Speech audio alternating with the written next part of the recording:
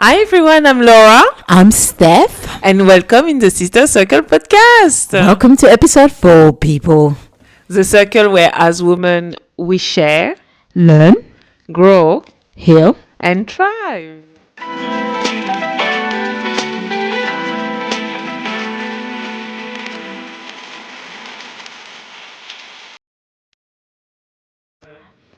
Hi, Laura. Before we start, I would like to acknowledge the traditional owner of the land on which we are currently recording today. So the people of the 𝗓𝗓𝗓𝗓 nation on the 𝗓𝗓𝗃𝗃 country. And I would like to pay my respect to their elders, past and present, as well as emerging leaders. Thank you, elders. Hi, Laura. How are you? I'm good. I mean, to be honest, I am always good on some level.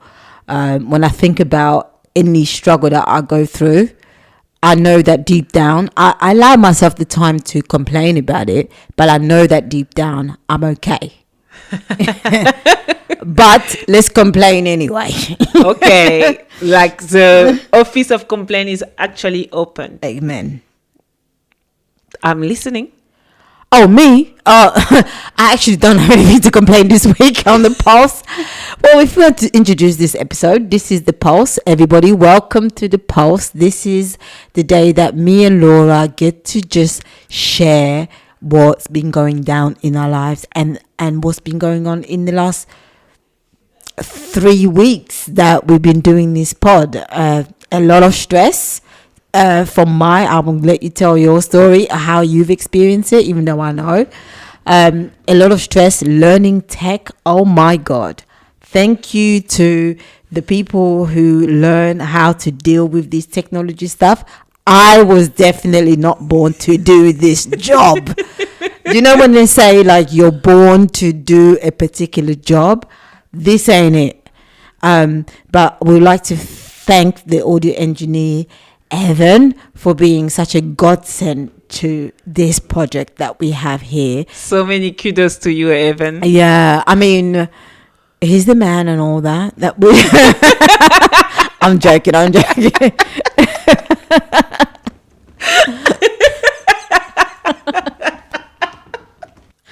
joking. I am joking. This is not a man-hating podcast. But those jokes, I can't promise not to bring them around. Yeah, but he is very useful. He's very great. Yes. We really do appreciate him on it. And also a big thank you to our chief Mark that is like working with our material as well. She's doing the editing in the background. She is our little Jenny. So thank you also to Marg. You will probably have the occasion to listen to her anytime soon. She's currently traveling, enjoying finishing farm work in the Whitsundays, and now she's currently in Melbourne, enjoying her life. Oh, the life of a 27 years old. I remember that because when I first came to Australia, I wasn't 27. I just turned 29. And I remember feeling like, oh my God, I'm going to live like a 21-year-old white boy. Or an 18-year-old white boy. Like? Well, an 18-year-old middle-class white boy. What that looked like is that I get to have a gap year and every money I earn is just mine. And I get to travel the world. It is permissible for me to do that, which wasn't the case for me when I was that age. As a black, young, African descent British girl, it wasn't even thought of where I'm from. You go on your holiday for 2 weeks and you come back. That's about it. Was as simple as that. But this opened me to seeing young people going on traveling, backpacking, and just only concerned with what that trip is about, not sending money to Africa or helping out their parents financially. Here we go. And how are you feeling now? Because that was 11 years ago. Yeah, I mean, it opened so many doors for me. What I never knew was possible for me to do. What I never knew was allowed to do. So I was able to live freely. Now I live like a 40-year-old white man. So yeah, so that's probably why I don't have anything to complain. Good on you. Good on you. That's probably because everything is fixable. Everything has a solution. They say, the wise people say, as soon as a problem is created, simultaneously a solution is created. And that's how I approach every situation. There's always a way for me to fix it. So what about you, Laura? Well, oh, am I? I am okay. I am okay. I'm good. Actually, I'm like you. Like, everything is fine. I'm in good health, thanks God. I have a job. I have a roof above my head. I am fed, even though I'm still hungry because tonight we haven't had dinner yet. But you have the means to be fed. That's yes, what you mean, yeah. Yeah. And I'm okay. It's just like, I had some unsettling news about some of my colleagues. I think like a lot of things have been happening. So I feel a bit tired, like with work, with like in my social network as well.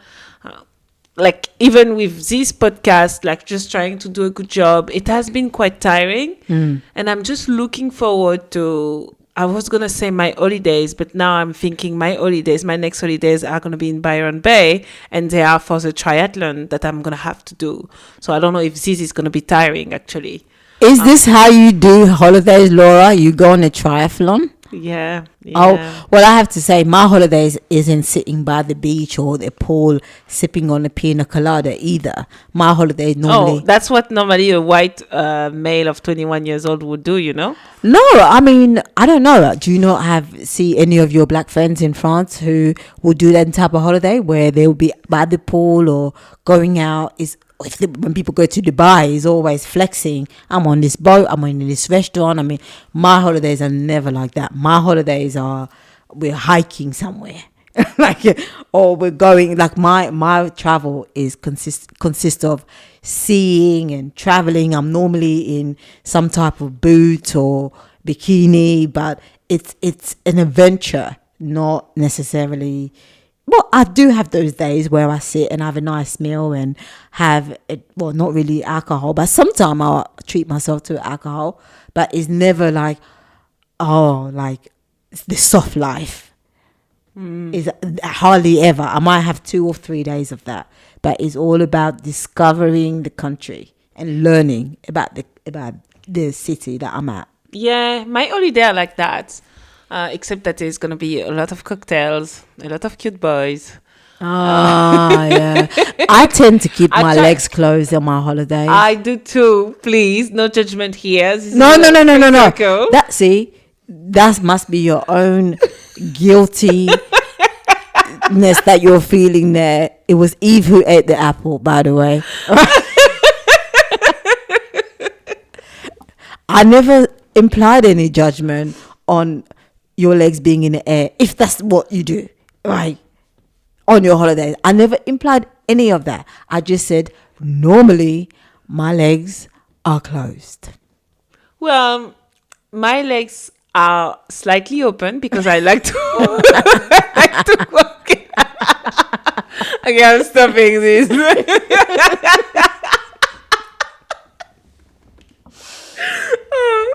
But like my holiday, like generally they kind of similar than you, because like I think I have this like pressure of like knowing everything, doing everything. I want to like go to the museum, but also like go to the bar. I want to talk to like local because I want to learn the language, and I want to like go to this place because apparently everyone goes to there. Like it's I don't know, like the statue that you have to see. Or a landmark that speaks a lot about the city. That's exactly. Yeah.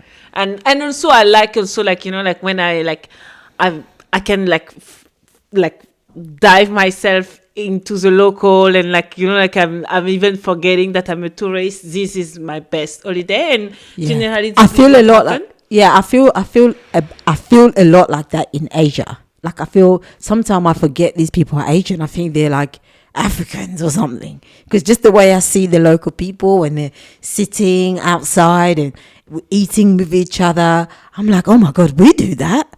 We, like, my people do that. Like I completely forget myself, but they're looking at me thinking, oh, you're black. Yeah. Yeah.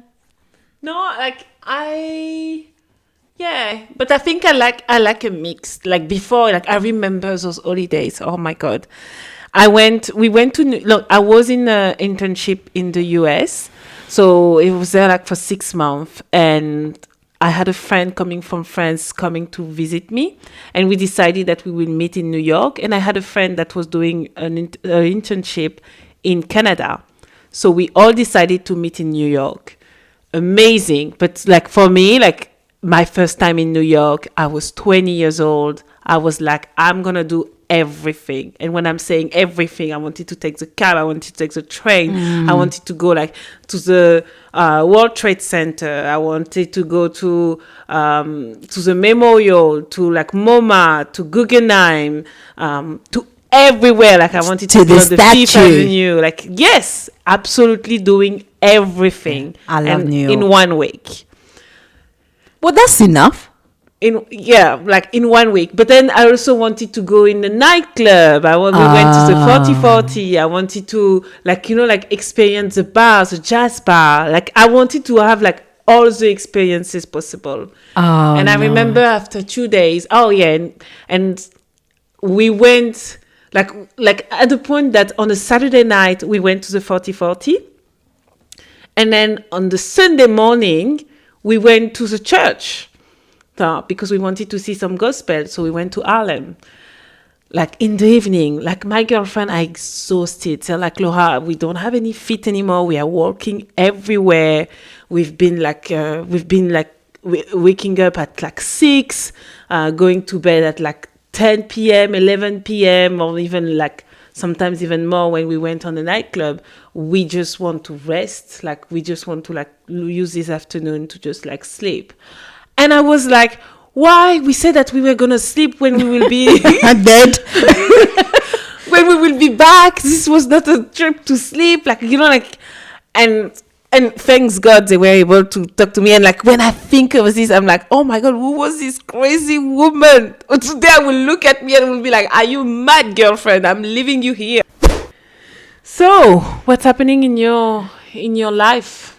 At the moment, well, I'm settling in the new salon, and I'm getting the hang of working those hours in there, because I used to be working from home, so it was very flexible where people would call me, and I wasn't sure if I should keep it appointment only, but I've kept it appointment only. And I'm really just trying, I've got this thing how if I achieve whatever it is that I want, and then that thing becomes difficult, there's a tendency to want to feel, oh, is this too much? Can I handle it? But instead, I've got this new thing where I start to lean into the thing and ask God, the universe, for expansion. So how do I expand into this new situation? So that's what I need. I've got even with this project, like everything is happening all at the same time, but it's everything I've asked for. So I know that it's perfect. I know that this isn't the issue. I know the issue is I need to now expand to fit into this. And what does that mean for you, like fitting into this perfectly? Being able to handle everything, having more time? What does that mean? So by expansion, it means, because we only have 24 hours in a day. Right? So it's not necessarily you need 36 hours in a day or you need 40 hours in a day. It's more so that because everybody has 24 hours in a day and people run big, massive companies. So expanding in it is, well, not necessarily just thinking of yourself as worthy, is incorporating all of that and allowing it is more of the mind, allowing the mind to expand. Like I'm sure there's a lot of things when you were studying engineer, and that you can see the difference in you, in the load that you were able to handle back then. Your capacity has grown. Absolutely. Yeah, exactly. So that's what I mean. It's very hard to describe in words, but it means just expanding your brain or your mind into being able to, somehow you'd see that you're able to handle, you can flow with it, basically. So I know that right now, even though there's a lot of teething issues, especially with the podcast, we're having to, asking your body essentially and asking your mind that it needs to expand. Yeah, fair. Yeah. So that's what I'm going through at the moment. And I'm gradually expanding to this. I'm gradually expanding because I'm not feeling as overwhelmed as, say, 2 weeks ago felt, or as overwhelmed as last week. It also decreased last week, and it's definitely where I'm finding my way. I know where to schedule people, like the apprentice that I have. I know where to put her in, and now I've expanded to accepting that. I thought we was doing the photo shoot on Friday, so I thought she can work on Friday on her own. Oh. Yeah, so I was able to. No, but it's fine. Which now it just means I can work. I can take more appointment during those hours. Okay, fair enough. Yeah, that is what's been happening with me so far. And I also wanted to say I had this Ghanaian. Well, he's British, but from Ghana background. He spoke to me about something, because my conversation aren't just conversation when people sit on a chair, and I don't know, because I'm a therapist or just my nature to just be able to have these conversations. He said something, he sent me something which it was part of the conversation that we were having. I want to share that, because we were talking about, he asked me something about how come we don't have, like, across the globe in black communities, let's just say, there are people who have businesses like shops and things like that, because he was trying to do this directory for black businesses. And how come we don't have, say, lawyers, accounting offices, and all of these different things? And We do. In the sisters group, I remember seeing, like, like this register of all those medical women, like therapists. I don't know if it has been up to date. Yeah. I don't know if someone is actually updating it, but I know we do. It's just like, I think it's just about like ringing to the right people. Well, yeah. So because it's not, I guess, they can't find. So his business was to create a directory of that, and he enlightened me to this word that's used in Japan called ikigaya. Ikigaya, have you heard of it? Ikigai. Yes, I have the book. Oh, there's a book. Yeah. Oh my God! Send me. The book is called Ikigaya. Ikigai. Yeah. Oh my God! Like, this is exactly what it's almost like I've been asking for this information to come. I will bring it to you next week. Yeah, I've been asking for the information to come into my experience. So what I loved about this Ikigai is a combination of to do what you love, what you're passionate about. No, it's like, it's the intersection of four things. So what you love, what you're good at doing, like your skills, and then something that you've been mastering maybe for years as well. Mm-hmm. What's your purpose and your mission? Like, where do you want to, like, maybe reach? Like, if you like have some humanitarian or theoretical. Theoretical? Not theoretical, like God meaning, I mean. Like, if you like a theology, yeah. And then, or you see the world. Yeah. And then the mix of the four of it is what we call ikigai. And then when you're able to find the center of it, like you master happiness and purpose and whatever.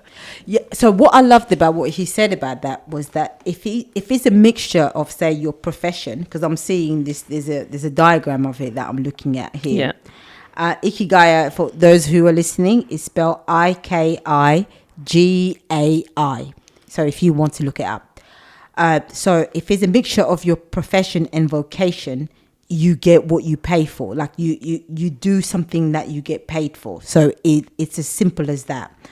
That I think you're right. You definitely need to be observant, gather also data points to be able to be like, okay, let me tailor the right need based on the demand. But I also think that a lot of things have been created and that we could definitely be without it. Such as some social media today, actually. Like which one?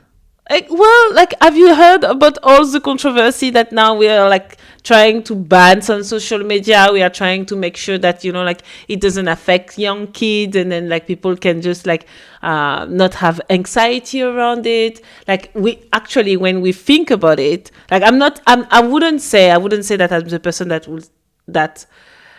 I wouldn't say that I'm against social media, but I think there is plenty of people that will argue that social media were not required, and especially Instagram. Or I think it's a necessary evil. And I think it's a bit hyperbolic calling it evil as well. I don't think it's evil at all. I think it's necessary. And why is it necessary? Because it's here and people are responding to it. I think when we say that social media is ruining children, I think we are missing, I think we are ignoring the fact that anxiety has existed for eons of years, and life is anxious. Life is anxiety, regardless. But we are clearly feeding the anxiety with social media. Yeah, but it's us doing it. We cannot say it's social media. It's us. It's us. Who are they? There's no they. There's us. Well, I think it's easy to say for a 40-year-old woman. But it's never been the case for me. But that might... I think it's easy to say for you, and the mind and the strength that you have developed, and or you or you see yourself and you perceive yourself. But then there is some other people, and especially young people, that won't have that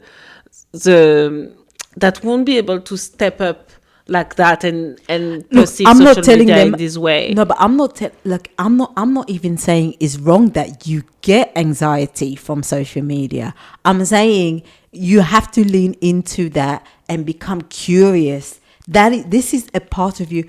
Carl Jung talks about the curiosity, that you have to be curiosity of your shadow being a part of you that haunts you. Like an aspect of yourself that haunts you. If you are developing some negative part of life or part of yourself, is you have to grow curious about that particular subject, that particular thing, and lean towards that and see what is it about that part of you is trying to tell you about you. That I don't buy it. For me, this is the speech of a therapist, someone that know how to process feeling or to process the mind, and then that is educated and that has a tool to do that. What I'm trying to say is not everyone is able to do that. Look, and I understand it. And then what I want to say is, like, even for young kids, it's even more difficult because, like, you don't have the tool. You don't even know what's your emotion. You don't know what you're feeling. And even for some adults, let's be honest. But that's why I'm saying, like, for those people, then it become a danger. So the solution is to eliminate. In my day, I'm telling you, like I'm having like being the devil advocate because like I actually thrive in social media because like I know how to use it. I know when I don't want it. I know when and I think I'm like you, like to some extent I'm able to not compare myself or like have all those issues that can come, but I think I'm a really privileged woman that has a lot of tools to be able to manage that. What I'm trying to say is like we are not equal on that. no, I think that's a massive assumption about, because everything is indicates to us. No, I'm sorry. That's not about being stupid at all. I know the example that I was giving was all about like, okay, you all know now that, food, like fast food is not good. But guess what? Like I have my brother is a soccer professional player. But if tomorrow he's hungry, he's just going to be like, oh, like I would like a kebab or I would like a McDonald's, and I would. Yes, that's because look, He's young. There's a saying that says, not, I think it's Carl Rogers who says this: it's not a problem until it becomes a problem. A young fit guy is not going to see it, who doesn't see the physical implication of McDonald's is not going to see it as a problem. And even if you give him the tools and the education, it's still going to go for people who have the tools and the education, who have issues with eating fast food, they still eat it, right? Because there's something more to that. But I wouldn't necessarily say let's ban these things, because I agree with that. But what I'm trying to say is I wouldn't say it's not an issue. And I wouldn't even less say it's not an issue because, guess what? I'm able to manage it. Well, that's not, you and... No, but that's not what I'm saying. I'm not saying it's not an issue because I'm able to manage it. I'm saying that I don't think it's an issue because regardless of what we have in life, we are going to find something with an issue with that. Regardless, you can have a pretty girl next door to you and you don't have social media and they get all the attention from the boys. You're gonna have some type of self-concept about you. You can have a rich neighbor, you can have whatever, you're a neighbor who has children, you can't have children, and you see you're going to have an issue. That's why I don't believe in banning things, even pornography. And to some extent, I would say ban pornography, but I don't think you should ban anything. I don't think we should ban pornography, man. Okay, let's talk about that. No, I'm not talking about specifically me. I don't think we should ban pornography at all. Okay, that's a subject for another day.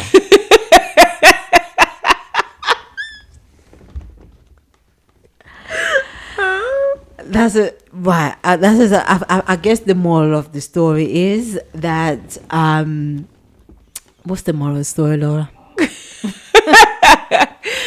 I think the moral of the story is, I'm looking for it. I don't know, because I don't think we align on this. I think we agree to disagree. I like not aligning on shit, because I think that this is what makes the world vast and diverse and infinite, that we have difference of opinion in things. That's why I don't believe in banning things. Like we just said, I think we should. I think pornography is terrible, but I will never. Why do you think it's terrible? I think it messes up with the brain. Especially. Why do you think it's interesting? Oh, you think that pornography messes up with the brain, but not social media. If anything, but then also I agree that like I'm older. Probably when I was younger, I wouldn't see that the same way. But like I'm clearly looking at a performance. This has nothing to do with reality, and like it's probably like for a quick way for people to just like get some tension out of there, and then like with like weird fantasies. You have no idea how people use pornography when they become addicted.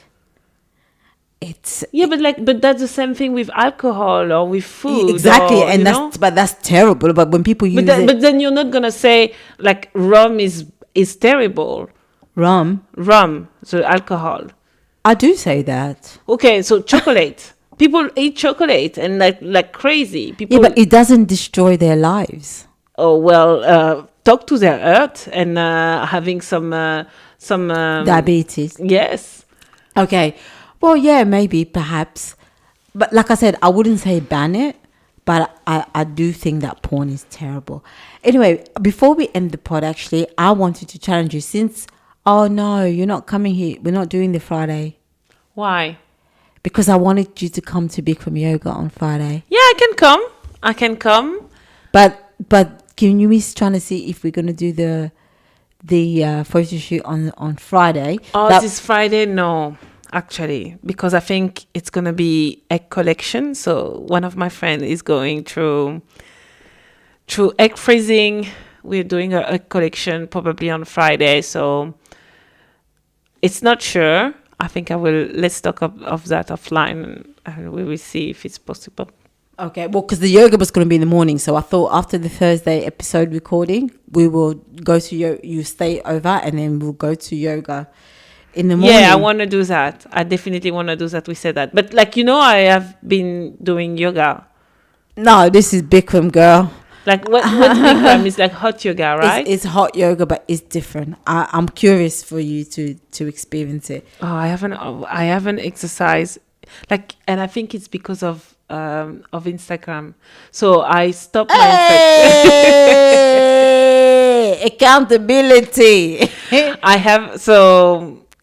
have exercise. I'm lying a little bit because I've been training for this triathlon, but not as much as I normally do. Because of Instagram? Yeah, because 2 months ago, I decided I wanted to just be off Instagram, and I kind of do that, every year, at some point. For 2 months, I just want to be out, and I don't want to be scrolling for so many minutes on that and waste my time. But then when I don't do that, I don't have a motivation point for me. I don't have something to tell me I like how fit she look, or I like what she's doing. Oh my God, I want to try this exercise. Do you often look yourself up in the mirror naked? Sometimes, yeah. Every day? Every day. When you come out the shower and things like that? But isn't it, what about, because for me, exercise is not necessarily about what I look like. I am committed to yoga because of how I feel. So if I don't have movement, my body starts to cramp up, to stiffen up. So that's always go for a walk, go stretch, whatever, go to yoga. So I do that for that. I mean, so it's not. But that's the thing. I have been exercising. I have been training. I've been doing. I have been biking, swimming, and running. But I have less done gym. I haven't and normally I love the gym. Yeah. This is my thing. Normally I always try to fit the gym and then try to play a little bit with my triathlon training.